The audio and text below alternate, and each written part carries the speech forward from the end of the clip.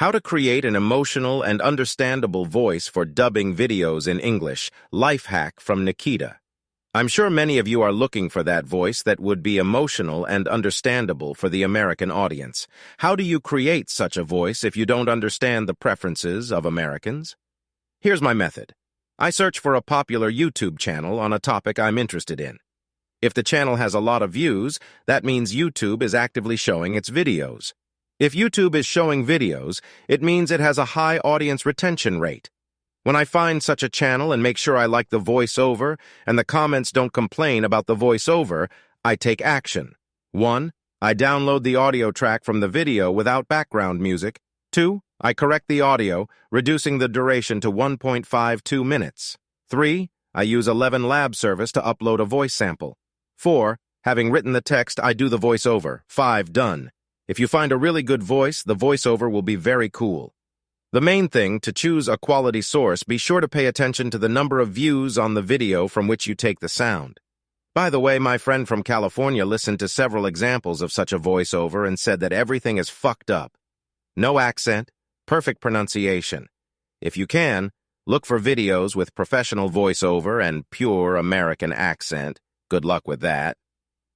June, Claus, and I, Brian Walters, got married right out of college after a 3-year romance. Although we graduated the same year, I was 3 years older than June because I had served in the Peace Corps for 2 years before going to college. Although both families were happy with our choice of partner, perhaps the happiest was my mother-in-law, Cheryl. Cheryl was especially happy because not only did she seem to like me, but my affair with June and our subsequent engagement, wedding planning, and wedding allowed her to vicariously experience it all in a way that she had never had that experience herself. Cheryl became pregnant as a teenager and found it very difficult to become a single mother, largely because her devoutly religious parents essentially disowned her. A few years later, when she was 21, she married a much older man, just to have some financial security to provide for June. Cheryl never had romance, a full engagement, or even anything more than a small wedding, as her husband, Sam Clausen, had been married before and wanted something simple. Sam is a decent guy and took good care of Cheryl and June, but he was as boring as stagnant water and romantic as a doorknob. I, in turn, always liked Cheryl. Since she's only 11 years older than me, I don't really look at her as a typical mother-in-law, more like a young aunt. In fact, she is as pretty as her daughter, although she is 3 inches shorter than June, has green eyes instead of blue, and is not as sensual. Her beautiful face usually has a dazzling smile on it, and she is very kind. For a beautiful girl like her, she is shy and always wears conservative clothes. Perhaps this is ingrained in her because of her past. June and I had been married for 4 years when Sam died of a heart attack. It wasn't really a surprise because of his lifestyle, but Cheryl took it hard. I handled all of Sam's estate matters for Cheryl, gave her a shoulder to cry on, and even more than June included her in our lives so that combined with the charity work she was doing, Cheryl would stay busy. The one thing she didn't want help with or even discuss was that she didn't go on dates.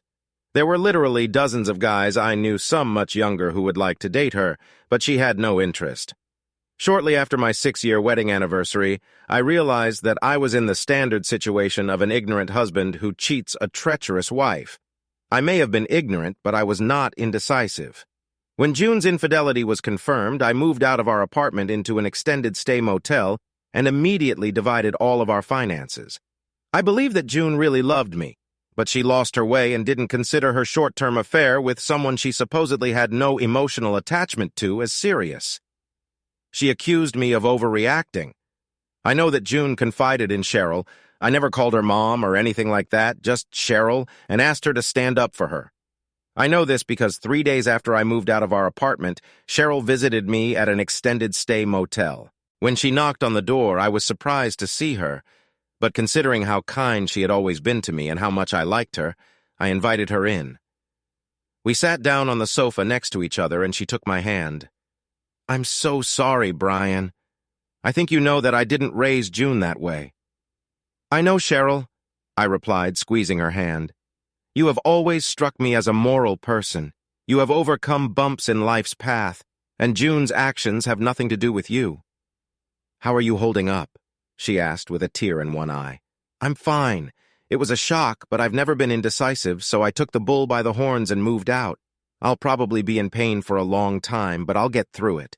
Is there a chance that you can forgive June and take her back? I don't understand how to do this, especially since she thinks I'm overreacting. It never occurs to her how much she offended me. This time there was a tear in my eye. We talked for an hour, and not only about June, but also about other things. When she stood up to leave, she hugged me, longer than she should have, considering that she was still my mother-in-law.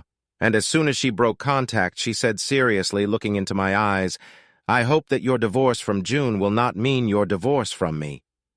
Cheryl, there will always be a place in my heart for you." I felt better after Cheryl left. In defending her daughter's interests, she confirmed that I have the right to feel the way I do, did not try to pressure me, and acted like a true friend, not like a mother-in-law. That is, I felt better until I went to bed that night. I woke up sweating from a very, very inappropriate dream. I filed for divorce due to irreconcilable differences a week after I moved out of our apartment and notified my landlord that I was no longer responsible for rent. June was very upset. I couldn't understand why she was so upset. What she thought I should have done, she had known me for 9 years at that point, and I had never misrepresented myself to her in any way. June and her lawyer tried a variety of tactics, including seeking counseling, so things didn't go smoothly for the first 3 months. At that time, I was in some shock, but did not deviate from my principles. I probably would have taken it harder if 2 of my single male friends hadn't taken it upon themselves to encourage me, and Cheryl called me every week not just to see how I was doing, although she always expressed concern on this subject, but also with inspiring stories, mainly from her charity work. We also had lunch once a month, and at that time she was always in high spirits. Documentation rested about 3 months, and then at 1 o'clock on Monday, we had a preliminary hearing before the magistrate. June requested counseling, but my lawyer was able to successfully refute this by showing photos of June going to lunch with George at least twice since the divorce papers were filed.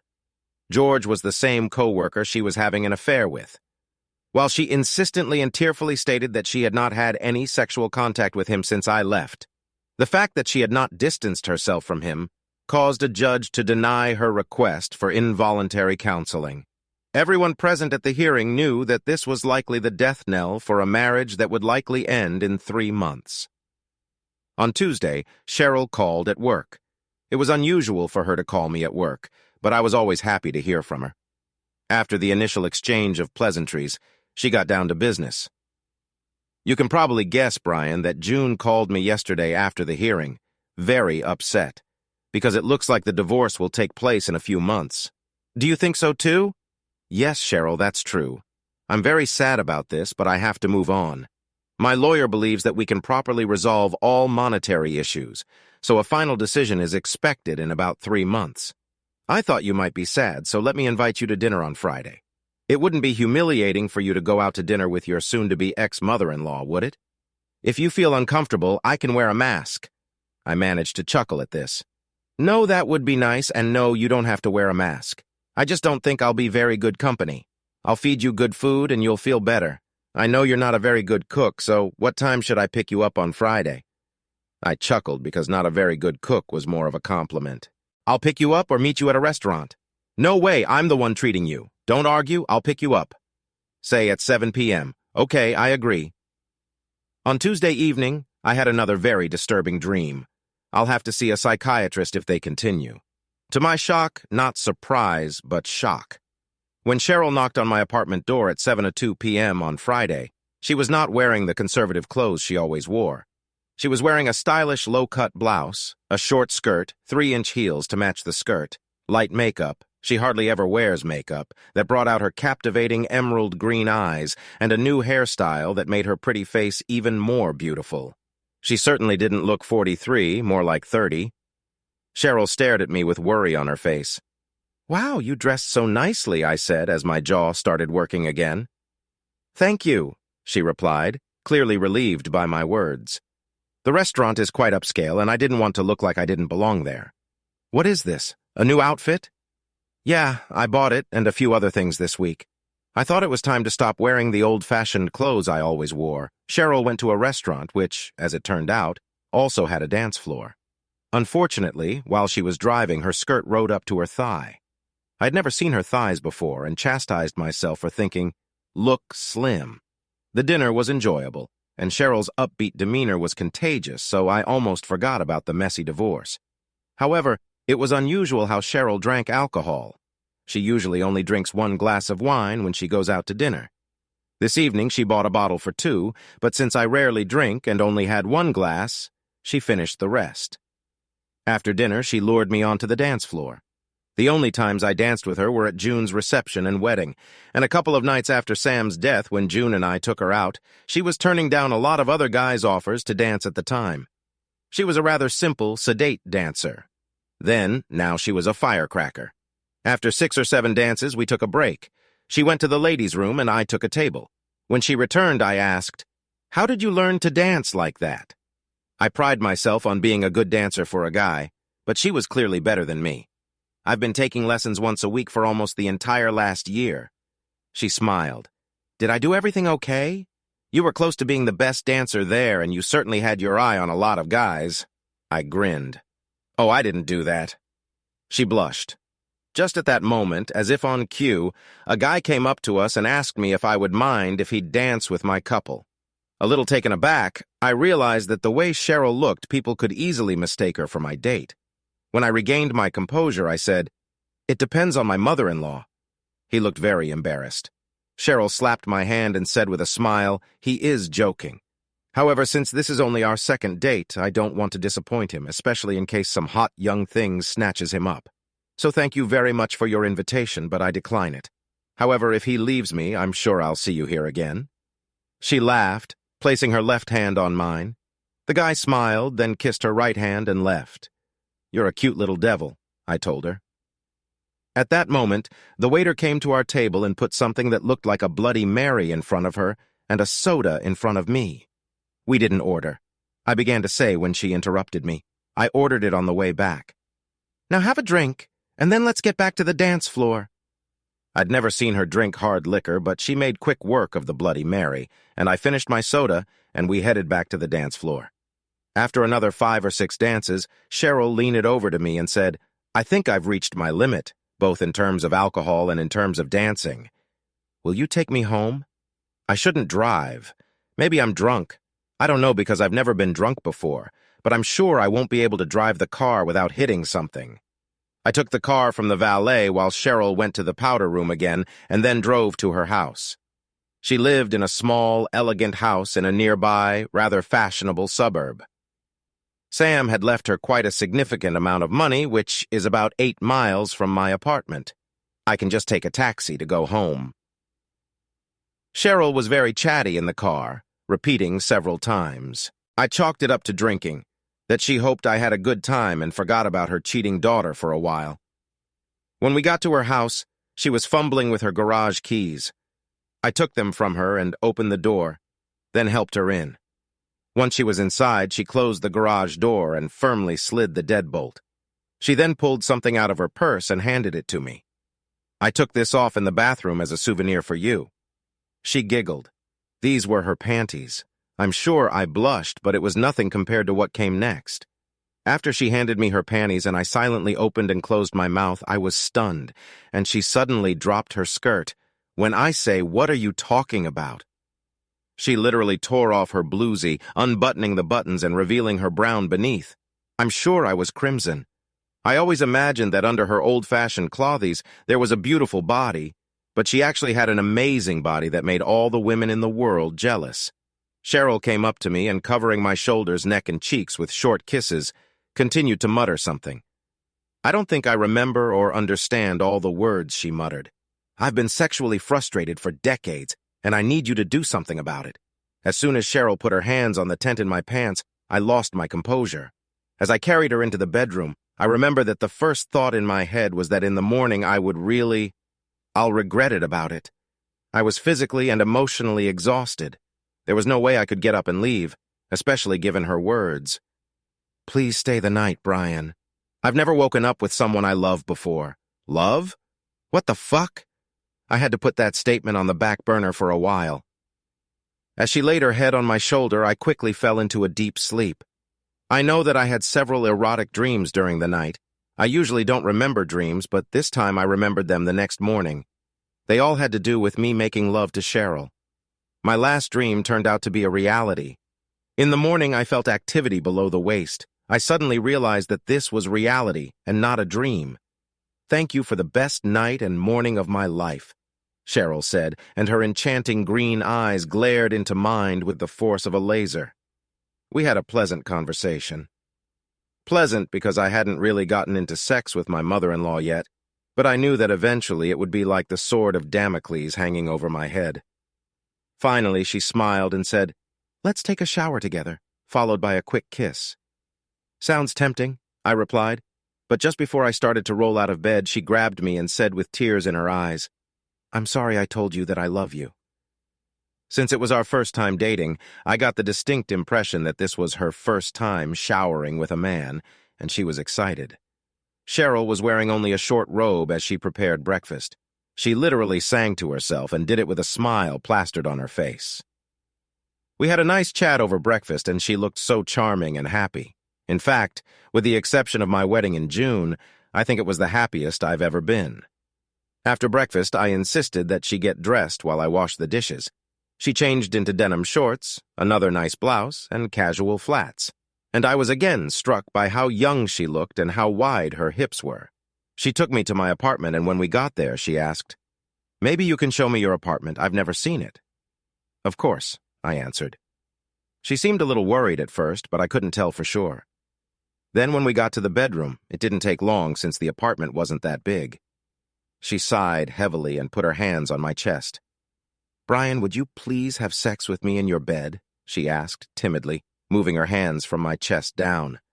Somehow, the combination of her vulnerability, how sweet she was, how great the sex was in her house, turned me into an animal.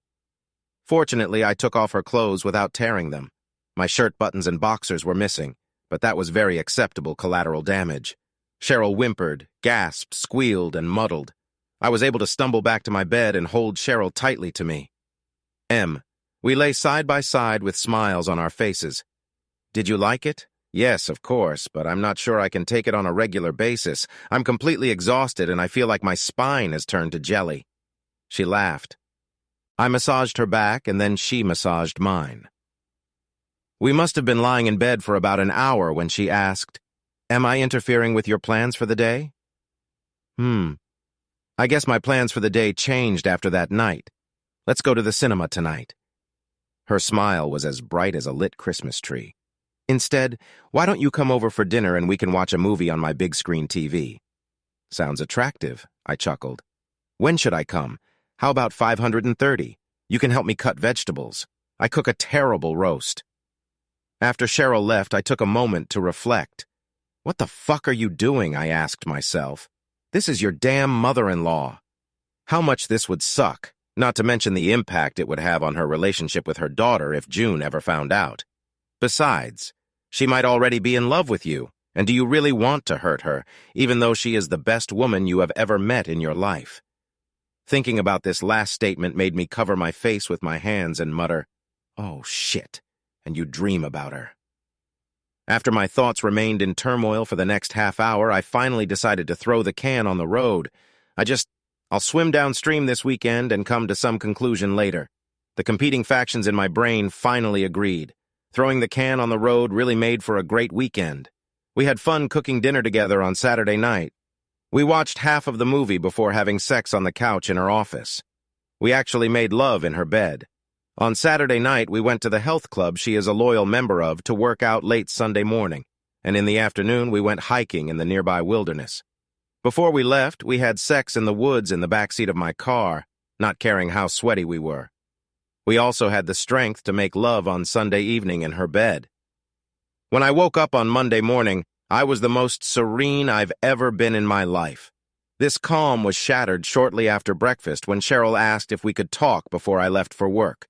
"Brian, could you please listen to what I have to say before you answer or ask questions?" she asked in a timid voice. "This is really hard for me, and I should just say what I planned without interrupting." "Okay," I smiled, squeezing her hands. After a long sigh, she started and didn't stop for 15 minutes, barely breathing. She was so tense and not stumbling over her words, but expressing herself completely clearly. Her first words were, "I loved you from the first meeting, and you are the only man I have ever loved." After explaining this, she went on to say that she knew that a long-term relationship with me was impossible because she was 11 years older. Her relationship with June would be ruined. She would never be able to give me the children I wanted, and she knew that I could never love her the way she loved me. In conclusion, she said, however, "I will accept everything I can get from you. I will always be available to you." I was stunned. I was silent while she spoke. When she finished, she said, "Go to work. Sorry for taking so much time you picked up." I kissed her passionately. Then I looked into her enchanting eyes and said, "I have a lot to think about. Please don't be upset if we don't see each other for a couple of weeks. Although I'm usually a decisive person, this weekend has completely turned my brain around, and I need to organize it." She smiled, gave me a quick kiss on the lips, stood up, picked me up, and then playfully pushed me out the door. I wasn't exaggerating when I said my head was a mess. Over the next 2 weeks, whenever my mind wasn't completely occupied with work or some other activity, it turned to Cheryl, June, sex, and anxiety. It didn't help that almost every night I dreamed of Cheryl and how I made love to her, traveled with her to exotic places, cuddled up to her, and in one disturbing dream, we had a dozen children with her. Until I saw Cheryl, I called her every day, just to chat for 5 or 10 minutes. She never pressured me or became serious during our phone conversations, except she casually said that the last time she saw her daughter, June, asked if she was seeing anyone because you looked the happiest I've ever seen you, Mom. Cheryl simply remained silent. 2 weeks later, I invited Cheryl to dinner on Saturday night. She happily agreed. Although I didn't really plan it, I was just trying to figure out how compatible we were outside of bed. I ended up staying the night in her bed and making love twice. I knew I was really falling in love with her, but because of the 11-year age difference, and mainly because she was still my mother-in-law, I couldn't muster my usual determination. Our relationship at least survived the final divorce. After that, Cheryl took June on a week-long cruise. When Cheryl returned, she said that the cruise had helped June a lot, and that her anger towards me for throwing her to the curb had diminished and almost completely disappeared, and that June seemed to understand that it was to blame you only need yourself. "Did she ask about your love interest?" I asked. After a long pause, Cheryl answered, "Yes. So, how is it?" Another long pause followed. I said that I was happy that I didn't know if I would have a long-term relationship and that I had no plans to introduce her to a guy in the near future. My indecisiveness could have continued for many more months, even years, if a catastrophic event had not occurred. I correctly concluded that I loved Cheryl, and we were together at least 3 evenings a week and talked on the phone every day. Even though I loved being married to June for over 5 years, if I'm honest with myself, my relationship with Cheryl was much better than my relationship with June. Yes, despite her age, Cheryl had been sexually inexperienced the first night we spent together, but now she was not only experienced, but as expressive, loving, adventurous, and energetic as can be. The catastrophic event hit me when Cheryl called me at the office early Friday afternoon. That evening we had plans to go to a play and then, of course, to play hide-and-seek in bed that night. She was in tears and begged me to come to her house as soon as possible. I was able to get to her house a little after 3 p.m. When Cheryl opened the door, it was obvious that she was crying and immediately ran into my arms. I let her cry on my shoulder for a few minutes and then carried her to the living room couch.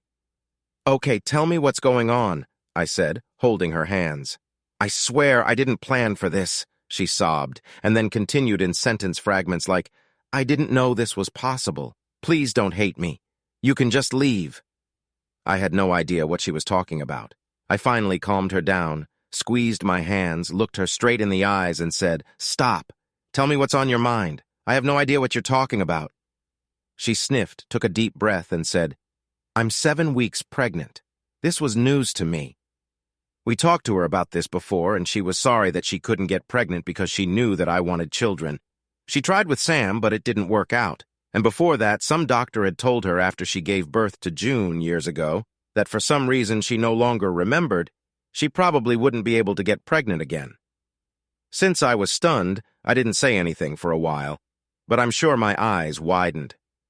Cheryl took this to mean that I was upset and would probably throw her overboard, and she started crying so hard that I thought there might be a medical emergency. Go to work. Sorry for taking so much time you picked up. I kissed her passionately. Then I looked into her enchanting eyes and said, I have a lot to think about. Please don't be upset if we don't see each other for a couple of weeks. Although I'm usually a decisive person, this weekend has completely turned my brain around and I need to organize it. She smiled, gave me a quick kiss on the lips, stood up, picked me up, and then playfully pushed me out the door. I wasn't exaggerating when I said my head was a mess. Over the next 2 weeks, whenever my mind wasn't completely occupied with work or some other activity, it turned to Cheryl, June, sex, and anxiety. It didn't help that almost every night I dreamed of Cheryl and how I made love to her, traveled with her to exotic places, cuddled up to her, and in one disturbing dream, we had a dozen children with her. Until I saw Cheryl, I called her every day, just to chat for 5 or 10 minutes. She never pressured me or became serious during our phone conversations, except she casually said that the last time she saw her daughter, June, asked if she was seeing anyone because you look the happiest I've ever seen you, Mom. Cheryl simply remained silent. 2 weeks later, I invited Cheryl to dinner on Saturday night. She happily agreed. Although I didn't really plan it, I was just trying to figure out how compatible we were outside of bed. I ended up staying the night in her bed and making love twice. I knew I was really falling in love with her, but because of the 11-year age difference, and mainly because she was still my mother-in-law, I couldn't muster my usual determination. Our relationship at least survived the final divorce. After that, Cheryl took June on a week-long cruise. When Cheryl returned, she said that the cruise had helped June a lot, and that her anger towards me for throwing her to the curb had diminished and almost completely disappeared, and that June seemed to understand that it was to blame you only need yourself. Did she ask about your love interest? I asked. After a long pause, Cheryl answered, Yes. So how is it? Another long pause followed. I said that I was happy that I didn't know if I would have a long-term relationship, and that I had no plans to introduce her to a guy in the near future. My indecisiveness could have continued for many more months, even years, if a catastrophic event had not occurred. I correctly concluded that I loved Cheryl, and we were together at least 3 evenings a week and talked on the phone every day. Even though I loved being married to June for over 5 years, if I'm honest with myself, my relationship with Cheryl was much better than my relationship with June. Yes, despite her age, Cheryl had been sexually inexperienced the first night we spent together. But now she was not only experienced, but as expressive, loving, adventurous, and energetic as can be. The catastrophic event hit me when Cheryl called me at the office early Friday afternoon. That evening, we had plans to go to a play and then, of course, to play hide-and-seek in bed that night. She was in tears and begged me to come to her house as soon as possible. I was able to get to her house a little after 3 p.m. When Cheryl opened the door, it was obvious that she was crying and immediately ran into my arms. I let her cry on my shoulder for a few minutes and then carried her to the living room couch. Okay, tell me what's going on, I said, holding her hands. I swear I didn't plan for this, she sobbed, and then continued in sentence fragments like, I didn't know this was possible. Please don't hate me. You can just leave. I had no idea what she was talking about. I finally calmed her down, squeezed my hands, looked her straight in the eyes, and said, Stop, tell me what's on your mind. I have no idea what you're talking about. She sniffed, took a deep breath, and said, I'm 7 weeks pregnant. This was news to me. We talked to her about this before, and she was sorry that she couldn't get pregnant because she knew that I wanted children. She tried with Sam, but it didn't work out. And before that, some doctor had told her after she gave birth to June years ago that for some reason she no longer remembered, she probably wouldn't be able to get pregnant again. Since I was stunned, I didn't say anything for a while, but I'm sure my eyes widened. Cheryl took this to mean that I was upset and would probably throw her overboard, and she started crying so hard that I thought there might be a medical emergency. My mind suddenly became clearer. I loved her more than I had ever loved anyone before. I really wanted at least one child. I didn't care if she was older than me. The time had come to make a decision, and the decision was clear. I took her face in both hands and wiped away the tears with my thumbs. Stop crying, Cheryl. I want to ask you something. After repeating this about a dozen times, she finally stopped. I asked, will you make me the happiest person in the world and marry me? Obviously, she didn't take it right away because I had to ask 2 more times before she understood my words, smiled, and screamed. Yes, her tears dried up. We clung to each other. I told her how much I loved her. She told me that she had been the happiest woman for the last 6 months and was even happier now. Suddenly, we heard the front door open and, "Mom, are you here?" We looked like scared rabbits when we turned towards the sound and saw June enter the living room. She was just as amazed as we were. June spoke first. "What are you doing here, Brian?" I couldn't answer. Suddenly, Cheryl said words that I'm sure she didn't mean to say at that moment. "I'm 7 weeks pregnant with Brian's baby, and we're getting married." A light smile appeared on June's face. Apparently, she thought it was a joke at first.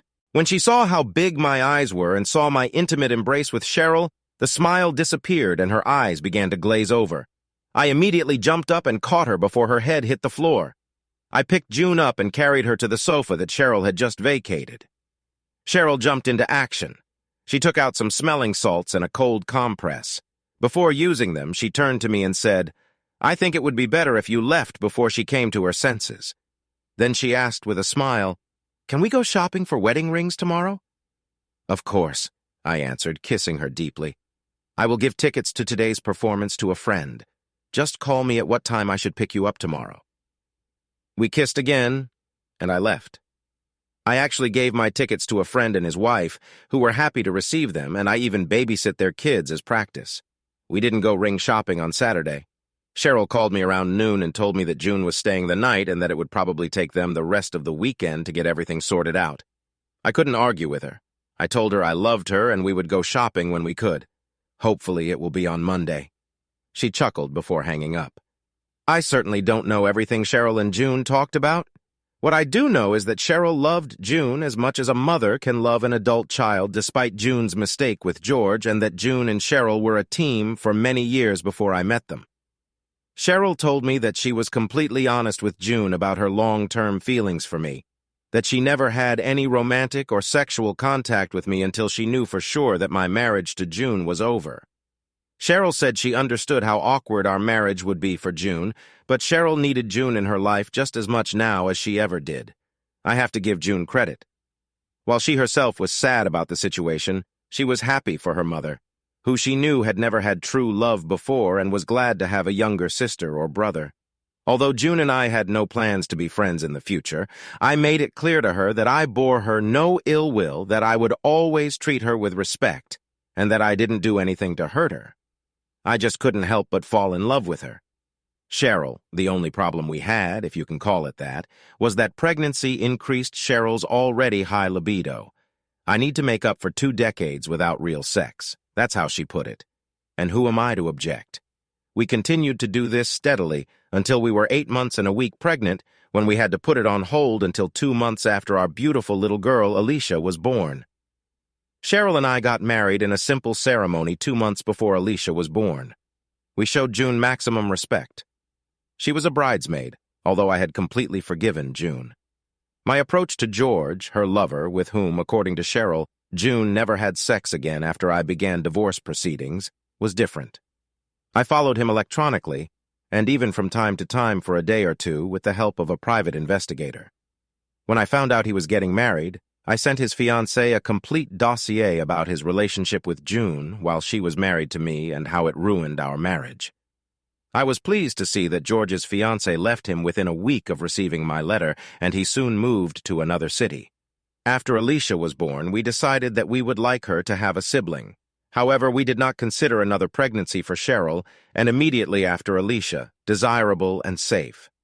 Since Sam left her a lot of money, we collected one of her eggs and fertilized it with my sperm in the laboratory and hired a surrogate mother. When Alicia was 15 months old, the surrogate gave birth to our second child. A little boy we named Aaron. Embolt children are now 5 and 6 years old. I'm more in love with Cheryl than ever. I never imagined that a relationship could be so good and that we would be able to maintain our sexual relationship with the intensity that we have. One more thing. June married a guy Cheryl and I like, and she's due to give birth to a little girl next month. For some time, I tried to figure out what kind of relationship her daughter would have with our children. I gave up. All I know is that Cheryl will love her granddaughter just as much as she loves our children. Cheryl seems to have an endless capacity to love. Subscribe to our channel so that your second chaff doesn't cheat on you, and go ahead and listen to the next story because this story is nothing compared to the next one. If you're under 18, don't even think about listening to the next one. Listening to the next one. Listening to the next one. Next.